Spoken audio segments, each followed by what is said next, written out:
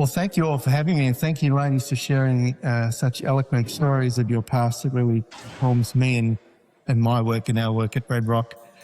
I'm here today to talk about breaking barriers of different sorts and how public health marketing campaigns and the role we have in reducing stigma and improving the outcome of work that we do. So part of that is, of course, a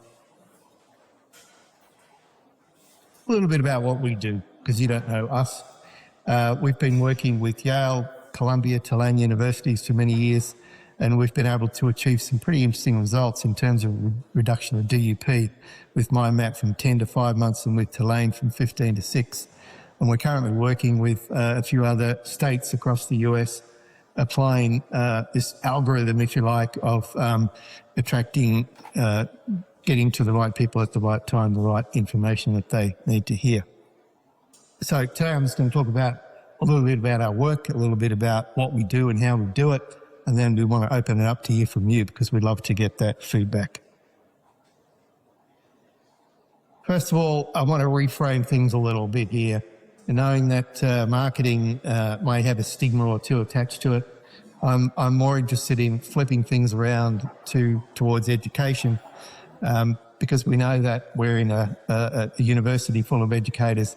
I think this word might have more resonance with you because it really is about informing and educating the population that need to hear about it. So a couple of steps that we do internally, then we inherited these or we built these for our sort of more consumer-facing work, but we found them really interesting and valuable steps to follow because it identifies a useful process. And one of them we call is the client journey. What is that? I mean, you hear that, well, people take 10 or 12 clicks on any product or any website before they come engage. That's the kind of story. That's the sort of journey that we're talking about. And what we try and do is put content along those different pathways that are appropriate for different stages. So you need to be aware of what the emotional highs and lows are of the client, what their needs are, what they respond to, or what we call their pain points, where the gaps are in those pain points, and really figure out how we can shorten this journey, because it's really all about shortening the pathways to care. So by mapping it out, you can see, well, where can we chop bits out of it? And reaching those DUP scores was a long process. Lots of, Eleanor would say, micro experiments where we identified gaps and figured it out along the way. So the diagram in the middle is essentially how we'd like it to go. It never goes that way, but that's the plan. And on the right, you see that this is just a screenshot of the work that we did with MindMap. This was the MindMap 1.0 back in 2016. So it's a little bit out of date in terms of numbers, but I wanted to just put it up there as a working example of how this process looks and feels. So social media impressions is the top of the funnel. That's where they get to know you. Website visits, they get to like you.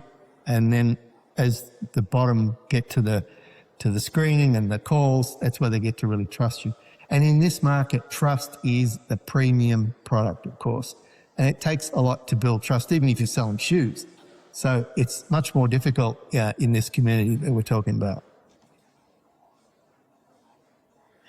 Another framework we use is what we call the client transformation, which is basically looking at how do they feel before they consume your product and how they feel after.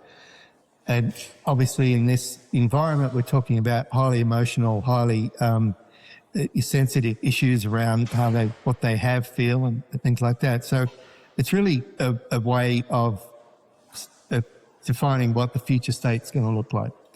And in this community, we're here, well, we just want to live a normal life. Okay, what do we need to get there? So it's a really nice framework to apply to all the communities that we serve, and particularly what success looks like. So in this way, we identify what those key transformational levers are and act upon them. Another step in the process is really looking at your community and figuring out where the influences are. where the community groups that you need to talk to are. And in many cases, you know where they are, you know who they are, but there are so many gaps in that. And what's been really revealing in going through this process with clients and in Connecticut and Michigan is that we've identified, or New Orleans for that case, we've identified very interesting little pockets of the community, like a hairdresser or something like that, where there's a lot of social interaction, where there's important sort of communication that happens. So it's been a great way to reveal assets that we've been able to identify that are not clinical sites. They're social sites, but they have a lot of influence over how our community members operate. So our social media team also find this useful to pick up, okay, there's a hairdresser over here, well, what are their social media handles? What do they do? And we follow them and we tag them and we like them and we engage with them. So there is a live aspect to this, and there's also a digital aspect to it as well.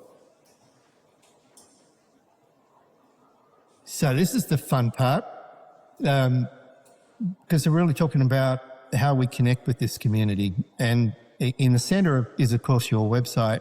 And I put it in the middle because that's something that you own. No one can mess with it. You design it, you configure it, it's all yours. All of those other properties are not. They're what I call rented properties, but they are extremely useful in getting your education out there. And I know there's a lot of negative, reports about, misuse of social media, which are all true. But if you're not active in this community, in this ecosystem, then you are not where your clients and patients are. So we have an obligation as practitioners, as educators that are overcoming stigma, to be active in this. And I would invite you all to think about this a little differently, think about it more as education, not only for your client population, but also internally. And we were talking to the Calm people just last night, and Trish was describing how the content we produce, which is done primarily for the consumer market, is also very useful for training and educating people that come on board. So it has, we found that once you produce good content, it has many places to go, and I've got some examples of what that looks like later. So in the absence of doing this, of course, we allow other, less than honest players to be active in there. So we have an obligation to be in there telling the truth. Your credentials speak about your authority and your authenticity. Our great examples here today of lived experience. All of those things need to be active in this place. So, move on. And the reason why social matters is because they call it social media. It really humanises the mission. When one of our clients, the App Foundation, they were dealing with opioid addiction, very sensitive, very reactionary, all right? We're getting a lot of keyboard warriors telling us what we should do and what we don't. But our social media engagement specialist is in there making corrections, making educations, informing and helping overcome the stigma. So social media is not just about broadcasting cheap signals all the time. It's about getting feedback from your community and responding to it in a responsible and educated way. And trust travels through people because, oh, Eleanor, how did you hear about this? Or, tell us a story. People rely on recommendations from friends. So when they see your friend liking it, then you're more likely to trust that source. The organic awareness is unfortunately shrinking somewhat. Social media used to be a great place where everyone gets an equal level playing platform. Well, unfortunately now that has swung across to be more pay to play, but it is still a very effective place to play because you've got really good targeting tools. Each of those channels that I showed in the previous slide all have their own different audience. They all have particularly interesting targeting tools, and they all have different results. I mean, we just did one on TikTok. For $500 US, we got 350,000 views. And that was exciting to us, and I'll show you why later. So the organic levers are dropping, the paid meters are coming up. And we found what is particularly interesting with our work is that once you can do a post on social and get lots of likes, that's social proof. That's proof publicly about what you're doing and the support of it. And it's a really nice way that you need to cultivate your audience thoughtfully to get those results. Our approach, we like to bring, the clinicians and the communities together. We also understand that clinicians have their own language. Lots of acronyms, lots of scientific words. And what we do is we translate all that because we are interested more in the public outcomes. We've learned a lot from our clinical partners. The Red Rock team loves the integration of our work because we learn a lot scientifically about the work, but we convert it to human speak, and that is what most people respond to. We've also, our clients have become quite skilled at certain media because, they're clinicians, they're not trained in this stuff, but now we put a microphone in some of our clients and they're off and running. So they've become much more comfortable in their role of authorities in the community about helping us overcome stigma. And that's been an unexpected but beneficial outcome. And of course, psychologists' advantage, need I say, is that you already have deep expertise in human behaviour. So let's treat marketing as a form of education that we can shift human behaviour at a scale that needs to happen. And one last point here, the relationship doesn't start at the first session. The relationship starts, like I said, 11 clicks before that. So your profile on these social accounts and the website and so on is really going to speak volumes about the kind of experience that your patients are going to have after the first session. So think about that. We say in our business that we want to unify, simplify, and amplify. In unifying it, we're stripping it down to its core message. In simplifying, we're doing that, and amplifying it is the marketing side of it. And this is a good example of how that looks in this community. The simplest possible representation of the work that we all do here is talking about the quality of life, and the sooner you get early treatment, the better that is. So just flashing that up there as a reminder as to why we're all in this room. And I think we can all get behind that.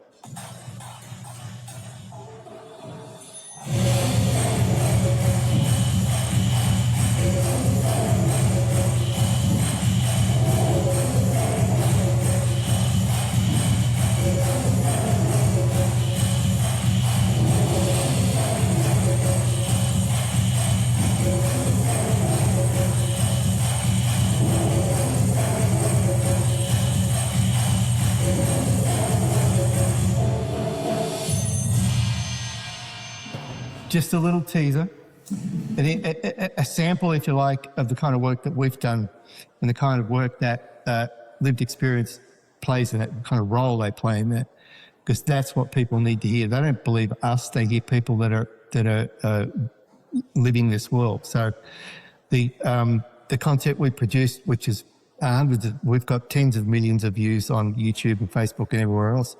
And that's our responsibility as educators, is to produce content that is interesting, visually sticky, and people are going to watch it all the way to the end. And that requires some creative inputs and some collaborative process, and it's fun. I forgot to mention that, it's fun. So as you can see, that's just a little sizzle reel we put together of the kind of work that we do. We have others.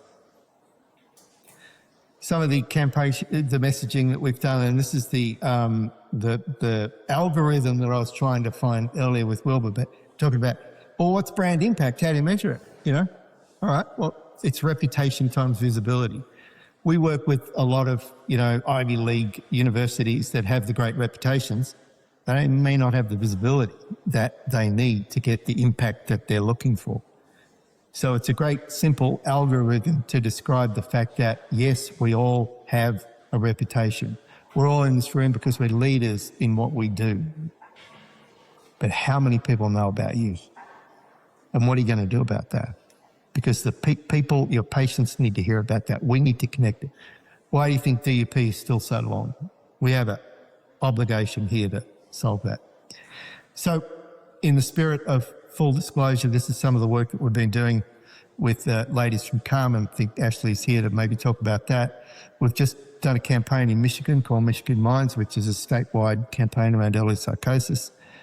We have been working with MindMap for the last 10 years. App Foundation is a opioid treatment facility, and these are the kind of brands that we work with to brand communities for healthy people and planet at Red Rock.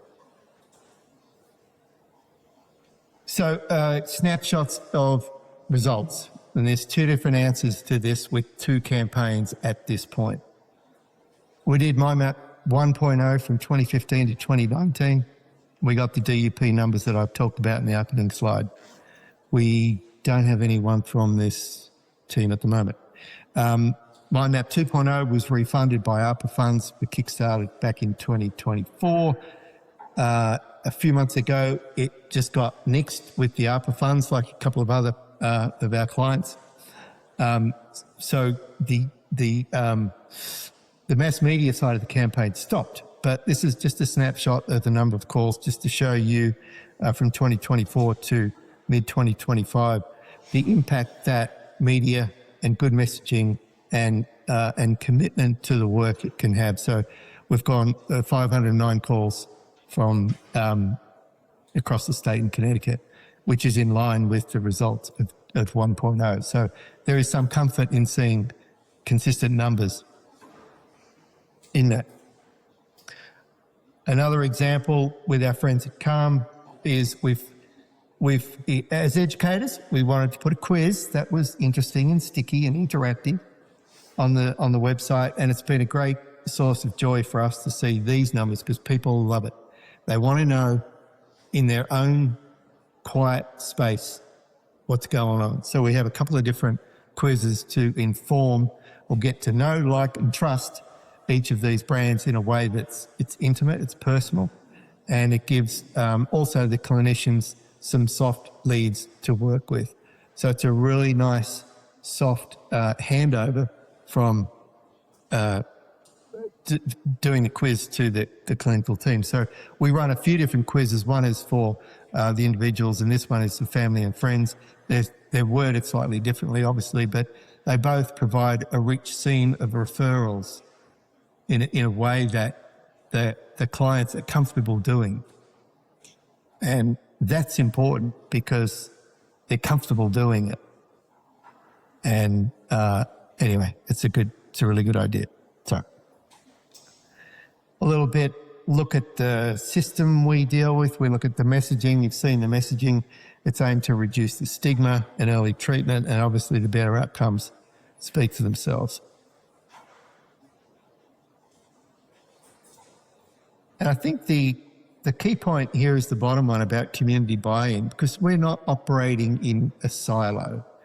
The best results we've seen are clinicians that are happy to get out and march in the community and wave the flag of psychosis publicly, openly, and with passion to help us overcome, the lived experience. And it's really been, I think the Red Rock team have been a great source of inspiration, if I may be so bold, to encourage people to operate this way and become more activist in how we lead this mission.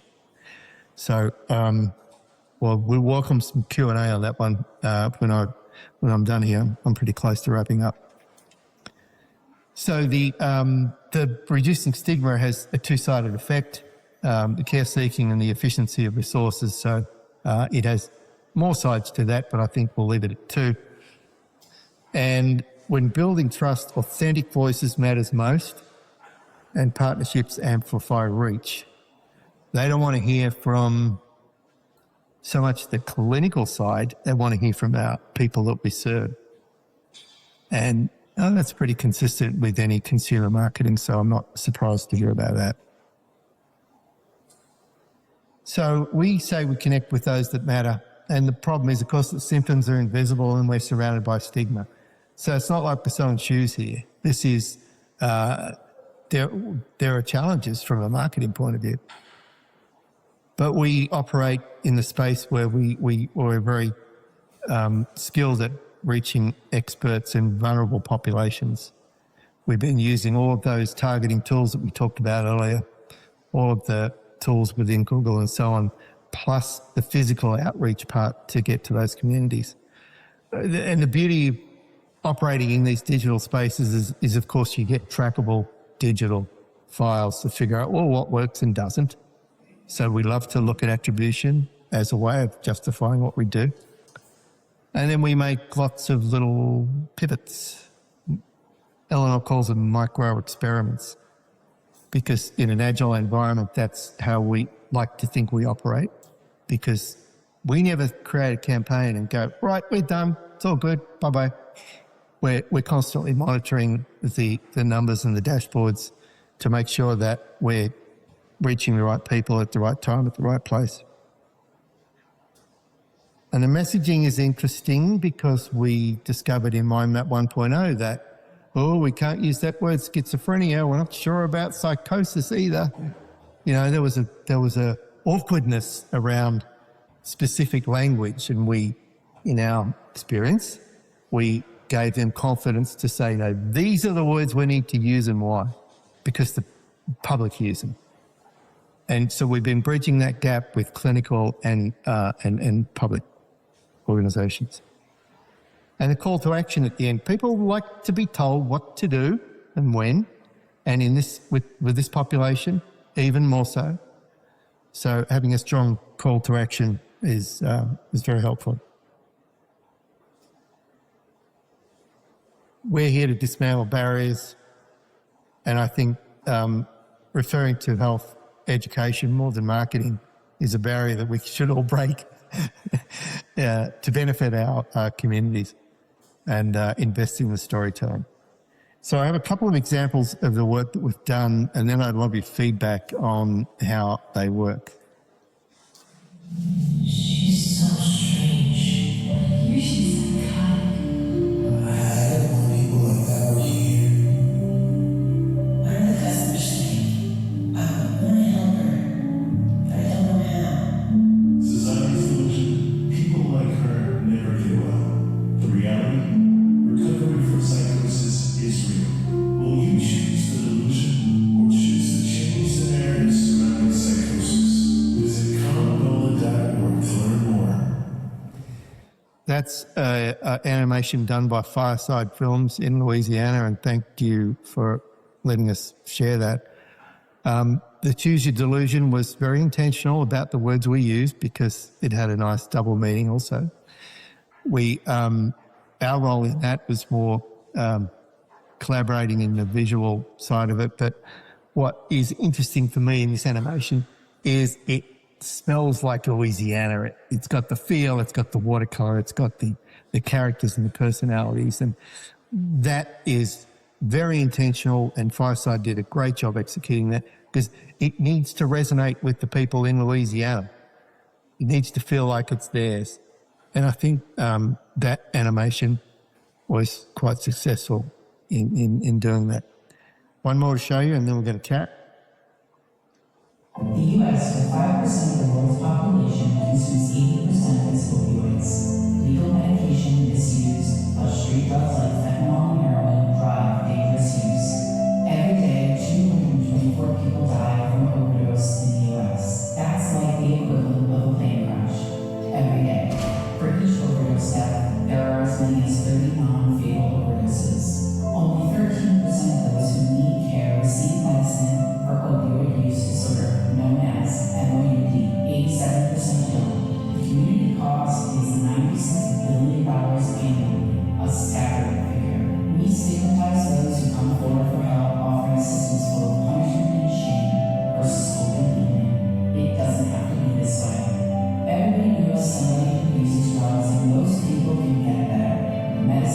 effectively safe and affordable. In the last 10 years, over 21,000 people walked into the Gap Foundation seeking help with their drug use. Our open access model welcomes everyone regardless of their ability to pay. Evidence shows that medicine is the most effective treatment. Join us in embracing a brighter future and stepping into a life of recovery.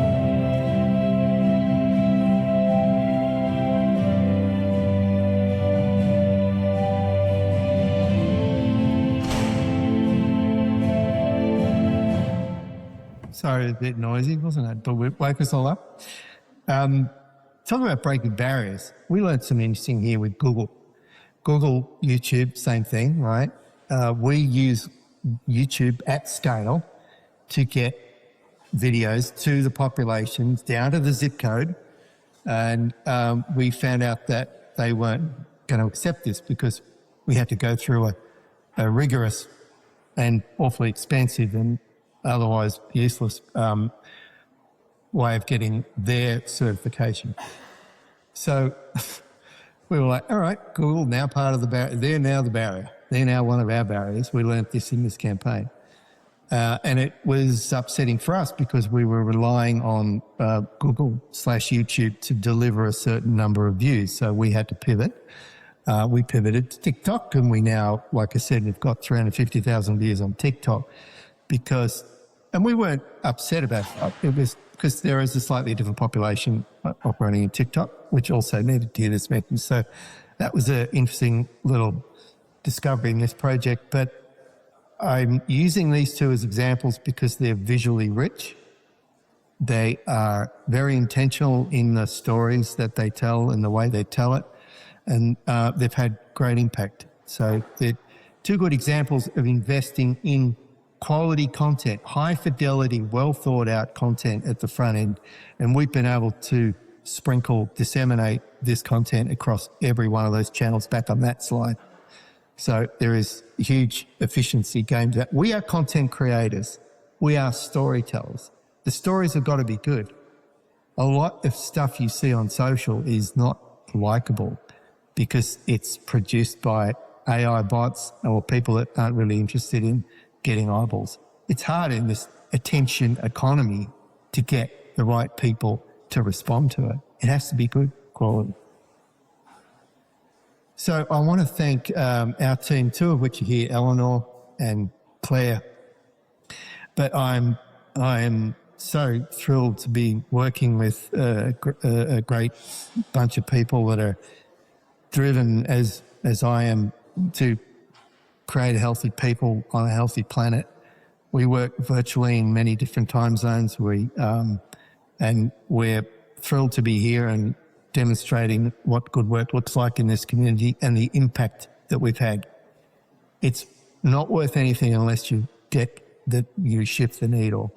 We are geeks on reporting. We love the fact that we can align with KPIs, whatever they are, with our clients and get great results. So